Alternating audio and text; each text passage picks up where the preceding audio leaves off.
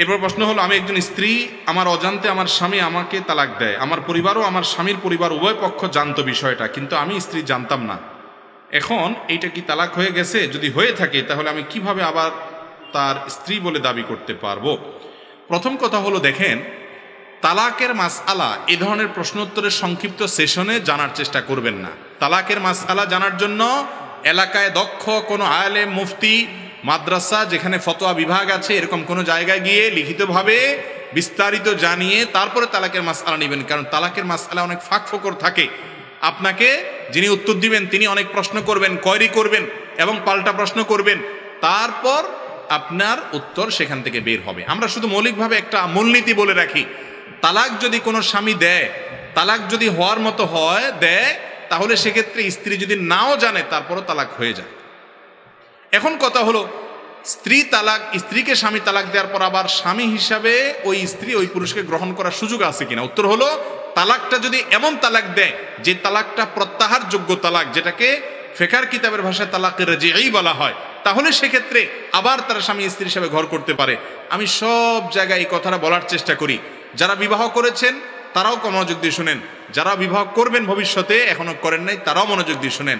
আল্লাহর ওয়াস্তে স্বামী স্ত্রী যত মনোমালিন্য হোক, যত গন্ডগোল হোক, যত ঝগড়াঝাটি হোক, যত আপনাদের মধ্যে অমিল হোক, বোঝাপড়ার গরমিল হোক, আল্লাহর ওয়াস্তে মাথা গরম করে তালাক দিবেন না। তালাক এমন একটা ডেঞ্জারাস অস্ত্র, এমন একটা ভয়াবহ অস্ত্র, ছুরি এবং চাকুর চাইতে পিস্তলের চাইতেও ডেঞ্জারাস। কিরকম? আপনি একজনকে তার শরীরে ছুরি ঢুকাই দিলেন, তার বুকে ঢুকানোর পরে লোকটা মারা গেলেন। এখন আপনি জিহ্বা কামড়ায় বলতেছেন, ও সরি, আমি আসলে বুঝতে পারিনি। এতে কি লোকটা জীবিত হবে? ঠিক একইভাবে আপনার স্ত্রীকে রাগের মধ্যে মাথা গরম করে আপনি তালাক দিয়ে দিলেন। আপনাকে অনেকে ফতোয়া দিবে, আলেম ওলামারা না, অনেক লোক ফতোয়া দেয় যারা আলেম তো না, অনেক সময় মুসলমানও কিনা সন্দেহ, তারা ফতোয়া দেয় রাগের মাথায় তালাক দিলে কি হয় না? তালাক হয় না। আমি বলি, তালাক কি কেউ মহব্বত করতে করতে দেয়? ভালোবাসার চোটে স্ত্রীকে ডাইকে না তালাক দিয়ে দেয়? আরে ভাই, তালাক দেয়ই তো কিসে? কিন্তু তাই বলে রাগ হলেই তালাক দিবেন না। রাগ হলে যে ঠিক আছে তার সাথে আর ঘর আর করার কোনো সুযোগ নাই, এরকম যদি হয় তাহলে বিবেচনা করবেন, আলেমদের সাথে পরামর্শ করবেন, গণ্যমান্য মুরব্বীদের সাথে পরামর্শ করবেন, বিচক্ষণ ঠান্ডা মাথার মানুষদের সাথে বুদ্ধি নেবেন, আরেক হটমেজাদের কাছে যাবেন না। এরপর ধীরে ধীরে 2-4 জনের বুদ্ধি নেবেন, দক্ষ একজন আলেমের কাছে যাবেন। তারপরেও যদি তালাক দেওয়ার ডিসিশন নিতে হয়, একজন আলেমকে বলুন, হুজুর কিভাবে তালাক দিলে সুন্নত সম্মত তালাক হবে সেইভাবে দিবেন। যদি দেন তাহলে আবার কোনো কালে যদি 2 জন একত্র হতে চান সুযোগ থাকে। আমার ব্যক্তিগত অবজারভেশন হলো, বেশিরভাগ, আমার মনে হয় 90% বেশি হবে মানুষ তালাক হওয়ার পর একটা সময় এসে বলে, হুজুর আবার একটু মিলে যেতে চাই, আবার একসাথে ঘর করতে চাই, কিন্তু এমনভাবে তালাক দেয় আর ফিরে আসার সুযোগ থাকে না। এই জন্য ভাইরা আমার, তালাকটা দেওয়ার আগে একজন দক্ষ আলেমের সাথে পরামর্শ দিবেন। রাগ হয়ে গেল আর দিয়ে দিলেন তা না।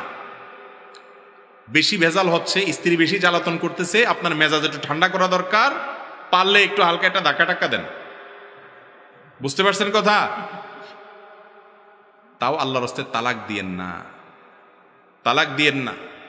এটা খুব বড় ধরনের ছোট লোকই। কথায় কথায় বউরে কি দেওয়া। কিছু ছোট লোক আমাদের সমাজে আছে না নাই?